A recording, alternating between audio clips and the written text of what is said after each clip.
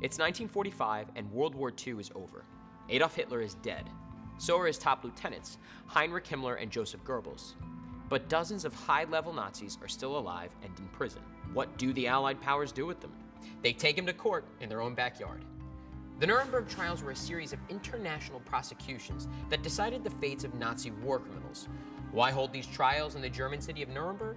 Well, for one, unlike a lot of German towns, Nuremberg was relatively undamaged by the war, and, just as importantly, the city had been the site of several infamous Nazi rallies. Prosecuting Nazi leaders there brought a symbolic closure to the Third Reich. The trials were administered by the four principal nations of the Allied powers: the United States, Great Britain, the Soviet Union, and France. However, each of these countries had their own laws and legal system, and had to settle on a common framework of justice. They couldn't try each defendant four different ways. So in August of 1945, they all sat down and hammered out the London Charter of the International Military Tribunal. With the London Charter, the Allies agreed that the defendants would stand trial and be allowed to have their own defense attorneys.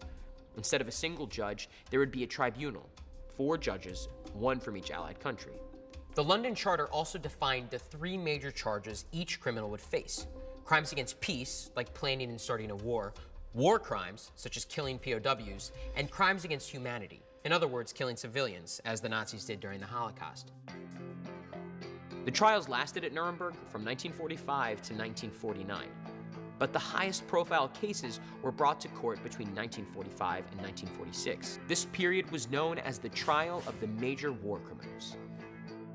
Among the 22 Nazi leaders on trial at Nuremberg were Gestapo founder Hermann Göring, Deputy Führer Rudolf Hess, Nazi Foreign Minister Joachim von Ribbentrop, and the German architect Albert Speer. 2 additional Nazis had been indicted, but one, Labor Chief Robert Ley, killed himself before the trials. The other, weapons manufacturer Gustav Krupp von Bohlen und Halbach, was declared mentally unfit. He was senile. Starting in November of 1945, the tribunal heard testimony and reviewed evidence for 216 court sessions. The horrors and crimes of the Nazis were put on display for all the world to see. In October of 1946, the court handed down its verdicts: 12 death sentences, including those for Göring and Ribbentrop. 3 got life in prison, 4 got lengthy jail terms, and 3 were acquitted. Nothing could undo the devastation of the war. Nothing could bring back the millions of lives lost in the Holocaust and the millions more lost in battle.